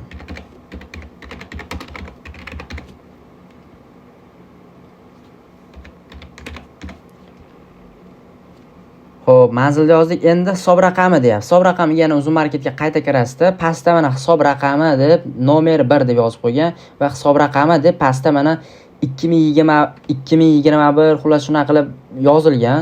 Aynan shu joyda siz mana shu nechtalik bo'ladi bilmayman, lekin uzun raqam bo'ladi. Mana shuni siz kopirovat qilasizda, bu joyga hisob raqami degan joyga shuni stavit qilasiz, joylaysiz. Endi banknoma degan joyga endi siz qaysi bank, mana shu hisob raqamni qaysi bankda ochgan bo'lsangiz, xuddi o'sha bankda yozishingiz kerak bo'ladi. Misol men Kapital bankdan ochganman, shuning uchun Kapital bank deb yozdim. Endi MFO degan joyga ham xuddi mana kabinetga kirsangiz, mana bank kodi MFO deb qo'ygan. Mana endi mana shu bank kodi MFO ni shunday qilib bu yerga yozib qo'yasiz. Endi bu yerda MCJga o'tadigan bo'lsangiz, faqat xuddi shu ma'lumotlar kiritiladi, faqat unda OKET degan joy bor. OKET degan joyga o'sha MCJni buni MCJchilar biladi, o'sha OKET raqamini kiritib, bu yoqda keyin davom etishda bosasiz. Endi bu yoqda tasdiqlab beryapti, oferta raqami deyapti, oferta sanasi, qo'shimcha kelishuv sanasi deyapti. Endi oferta raqami bu nima? Mana shu shaxsiy ma'lumotlarga o'tadigan bo'lsangiz, tepada mana shartnoma deyapti-da, pastda mana raqam deb turib, mana nechidir o'sha sizni raqamingizni, o'sha oferta raqamingiz mana shu bo'ladi. Shartnoma degan o'sha shaxsiy ma'lumotlarda shartnomaning pastida raqam deb bo'limidagi ma'lumotni shuni kopirovat qilasizda va bu yoqqa joylaysiz. Mana belgilab qo'yyapman. O'sha raqamning pastidagi ma'lumotni, o'sha raqamlarni shuni kopirovat qilib bu yoqqa shuni joylaysiz va endi oferta sanasi deyapti. Bu yoqqa endi yana kabinetga o'tasizda, oldida mana tuzish sanasi degan raqamni o'ng tomonida tuzish sanasi turibdi. Bu degani o'sha do'konni ochgan, ya'ni faoliyatni boshlagan sanangiz, do'konni ochib, shu uzun bilan shartnoma qilgan sanangiz bo'ladi. Endi nima qilasiz? Xuddi shu sanani u yoqqa kiritishingiz kerak bo'ladi.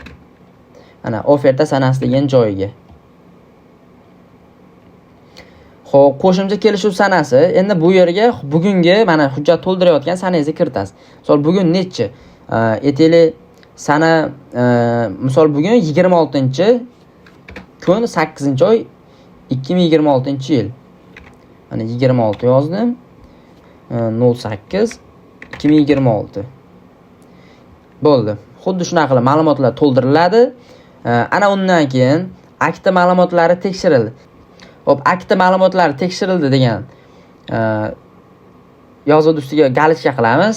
Undan keyin davom etish tugmachasini bosamiz. Agar siz do'konni yopib turgan bo'lsangiz, shartnoma bekor qilinmoqdani ham bosib qo'yishingiz bo'ladi. Mana ikkalasini galochka qilasiz. Agar do'konni yopmay turgan bo'lsangiz, unda faqat tepadagi akta ma'lumotlar tekshirildini bosasiz va davom etish tugmachasini bosasiz. Mana bosganingizdan keyin bu yoqda endi ma'lumotlar to'g'rimi deb sizdan so'rayapti. Ya'ni hujjat tayyorlashga tayyor deyapti. 9 ta SKU kiritildi. Jami 14 ta brak mahsulotlar bor deyapti. Kompensatsiya summasini jami deyapti 2.912.000 so'm deyapti. Bu yoqda mana sotuvchi deyapti YTT IP. Ism familiyangiz chiqyapti va bu yerda ofertada sizni bu yoqdagi shu shaxsiy ma'lumotda mana shartnoma so'zini pastda raqam bo'limidagi siz kiritgan o'sha raqamlar, ma'lumotlar shu joyda ko'rinib turadi. Endi pastda kiritilgan ma'lumotlar deyapti, uzum seller kabinetingizda akta va rekvizitlarga mosligini tasdiqlayman. Siz shu galochkani bosasiz, to'g'riligini tanlaysiz, ya'ni galochkani bosib turib, bu yoqda ikkala hujjatni zip formatda yuklab olish degan tugmani bosasiz. Bosganingizda mana tepada fayllar yuklanadi. Endi bu faylni ochasiz. Ikkita faylni ochasizda buni o'zimizni desktopga tashlab olamiz. Buni o'zimizni oynaga tashlab olamiz mana. Xohlasangiz birinchi zip faylni bu yoqqa tashlab olib, keyin bu faylni alohida ochib, mana zip faylni ichini ochsa, mana ikkita fayl turibdi to'ldirilgan. Shu ikkalasini shunday bu yoqqa chiqarib olaman. Mana tashlab olaman. Tashladim. Endi buni ochib ko'ramiz ichini. Ma'lumotlar to'ldirilganmi yo'qmi? Mana birinchisini ochyapman. Mana bu yoqda ma'lumotlar kiritilgan. Ism, familiya, ma'lumotlar hammasi kiritilgan. Endi chiqamizda, endi ikkinchi bo'limga o'tamiz va bu yerda ham mana ma'lumotlar, mana Damas o'sha mahsulotimizning nomi, shtrix kodi, yo'qolganligi, kompensatsiyasi, mana bu yoqda hammasini to'liq ko'rsatib, nechta o'sha jami summa o'sha brak mahsulotlar bo'lgan, hammasini ko'rsatib beryapti. Tayyor tepadan ma'lumotlarigacha kiritib qo'ygan. Endi biz keyingi qiladigan ishimiz bu ikkala faylni qabul qilib olganimizdan keyin siz mana birinchisidagi mana faylni ochasizda. Qarang. Buni siz printerda o'zingiz printeringizda chiqarib olishingiz kerak bitta oq qog'ozga. Mana ichini ochib, pechat qilasiz va mana shu narsani ochasiz. Ochganingizda mana pastda qarang. E'tibor bersangiz, pastda ism familiyasi chiqadi mana o'ng tomonda. O'ng tomonda IP deb turib ism familiyasi chiqyapti, adresingizni ko'rsatyapti, keyin mana INN ma'lumotlaringizni, xullas bank bilan MFO hammasini ko'rsatyapti-da. Keyin mana bu yerda bo'shliq turibdi mana chiziqcha. Bu yerga endi siz qo'l qo'yishingiz kerak. Qo'l. Endi qo'lda qanaqa qilib qo'yaman desiz, eng yaxshi varianti birinchisi bu web anaqani Telegramga tashlab olasiz bu faylni. Tashlab olib turib telefoningizda PDF holatda, telefoningizda VPS Office degan ilovani tortib olsangiz bo'ladi. WP oysimasi joy tashlab Office deb yozadigan bo'lsangiz, qizilda bitta ilova chiqadi. O'sha ilova men rasmini chiqarib qo'yaman ekranga. O'sha ilovani tortib olib, xuddi shu faylni ochasizda aynan mana shu joyga elektron formatda qo'l qo'yasiz. O'zingizning qo'lingizni o'sha qo'l qo'yishni hozir video qilib, ekran yozuv qilib chiqarib qo'yaman uni ham. Xuddi shuna qilib qo'l qo'yasiz. Keyingi etapda xuddi shu faylni printeringiz orqali pechat qilasiz oq qog'ozga va unda ham aynan mana shu joyiga, pastidagi mana shu joyga qo'l qo'yadigan joyiga ruchkada qo'l qo'yasiz. Ruchkada chiroyli qilib qo'l qo'yganingizdan keyin keyingi etapda mana tepadagi bo'limda misol ikkita qog'oz bo'lib chiqadi sizda. Har bitta qog'ozni alohida qilib rasmga olasiz. Ikkalasini baravar qilib rasmga olmang. Xuddi shuna qilib pechat qilib printer orqali chiqarasiz va mana shu joyiga qo'l qo'yasiz va qo'l qo'yib bo'lgandan keyin mana shu videoda qanaqa holatda turgan bo'lsa, shu holatda bitta telefoningizni rasmga olasizda, keyin veb-saytimiz Growecom veb-saytiga o'tib, o'sha rasm yuklash bo'limiga mana shu telefonni olgan rasmingizni yuklaysiz. Eslatib o'taman, ba'zida printerda ikkita qog'oz bo'lib chiqadi. Birinchisi mana shu pasti alohida bitta qog'ozda, mana pastini olib tashlaydigan bo'lsak, mana shu tepani o'zi alohida, ya'ni ikkita qog'oz bo'lib chiqadigan bo'lsa, birinchi qog'ozni alohida rasmga olasiz, ikkinchi qog'ozni alohida rasmga olib, ikkalasini o'sha Growecom veb-saytiga yuklaysiz.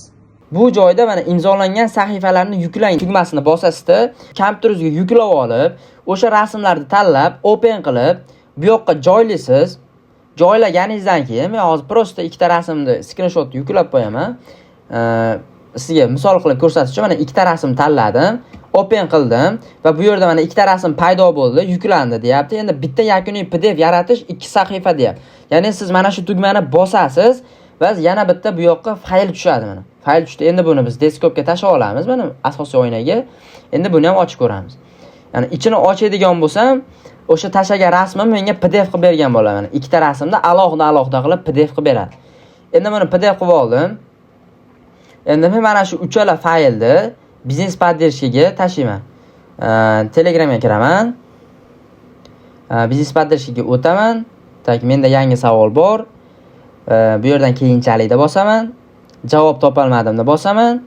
Operatorga yozishda bosaman va любой bitta raqam yozsangiz, operatorga ulaydi. Mana shu faylni Telegramingizga tashlab, обязательно telefoningiz orqali ham mana shu pastida mana shu qo'l qo'yadigan joyiga telefoningiz orqali qo'l qo'yishingiz kerak elektron holatda. O'sha faylni mana Telegramga tashlab olganingizdan keyin o'sha faylni ochasizda, mana shu ilovani tortib olishingiz kerak bo'ladi. Mana VPS Office degan ilova bor. Mana shuni tortib olsangiz, mana shu orqali hozir amalga oshiramiz. Xo'p, reklama so'rasa, continue to app qilamiz. Xo'p, bu yoqda endi keyingi qiladigan ishimiz pastroqga tushamiz-da. Pastroqga tushib turib, qarang, sizda mana yerda edit bo'ladi. Mana edit. Mana shunaqa bir xil bo'ladi. Mana editda bosasizda, keyin mana pastda qo'l qo'yadigan joy bor. Mana shuni ustiga bossangiz, klaviatura chiqadi va tepada bo'limlar chiqadi. Mana shu yerdan mana to'lburchak bo'lgan bo'limni bosamiz. Bosib turib, bu yoqda mana table, home, file deyapti. Shu yerda shuni mana shu tepani chapga shuni sursak, oxirida mana pen turibdi. Mana shu penni bosamizda. Penni bosib olib turib, use finger bor mana.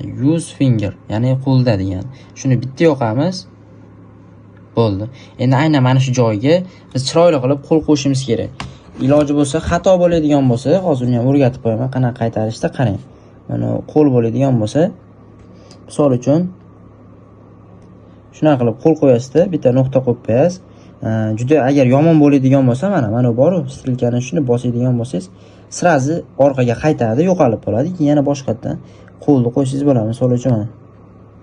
Shuni qo'ydingiz, yoqmadi, yana qaytarasiz. Yana qo'yib ko'rasiz. Yoqqan bo'lsa bo'ldi. Mana yerdan danni bosasizda. Danni bosdingiz.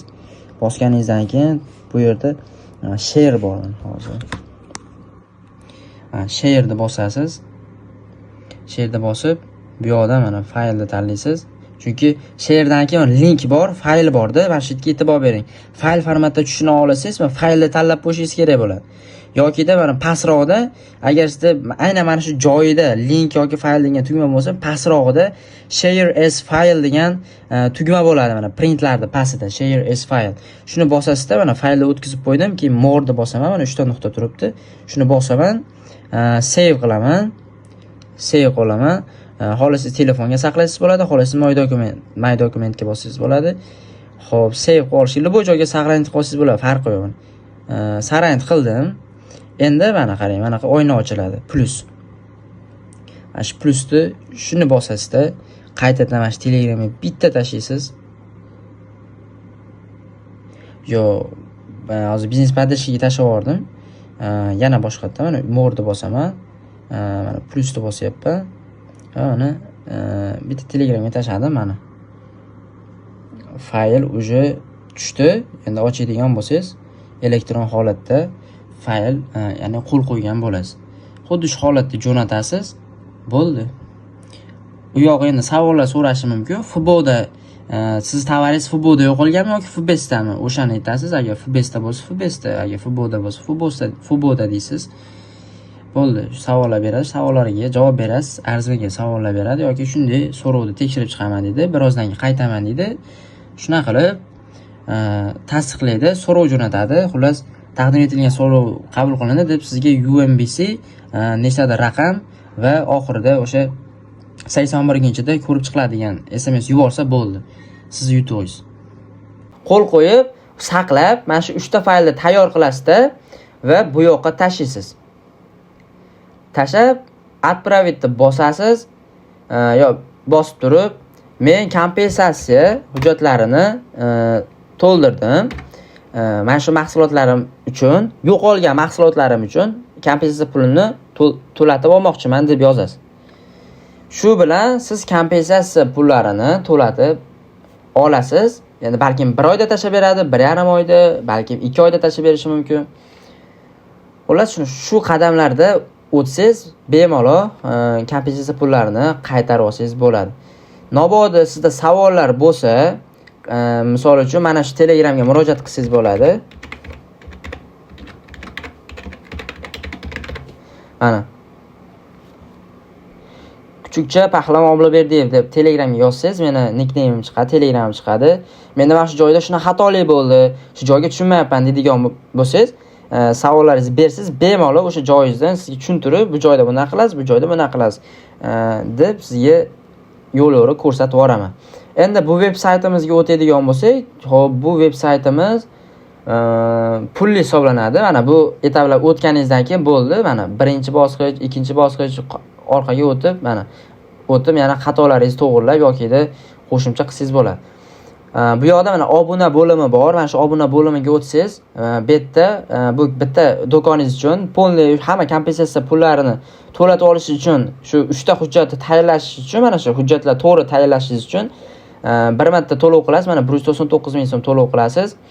199 ming so'mni qayerga to'lov qilasiz? Mana pastda karta raqamlari turibdi. Karta raqamini olasiz, 199 ming so'm to'lov qilasiz va bu yerga chekni yuborishni, chek rasmini yuklang degan joyga o'sha chekni yuklaysiz.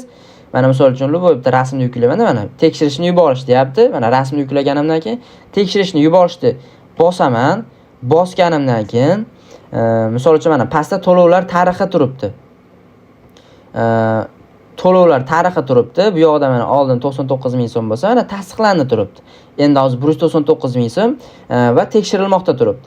199 ming so'm to'lov qilib, chekni yuborganingizdan keyin sizda mana tekshirilmoqda turadi va qachonki mana tasdiqlandi turadigan bo'lsa, demak siz bu obunadan bemalol o'sha kompensatsiya hujjatlaringizni to'ldirsangiz bo'ladi.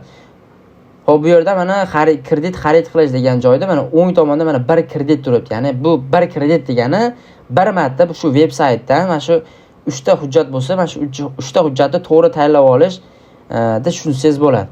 Xullas, bu video darsligimiz shulardan iborat edi. Agar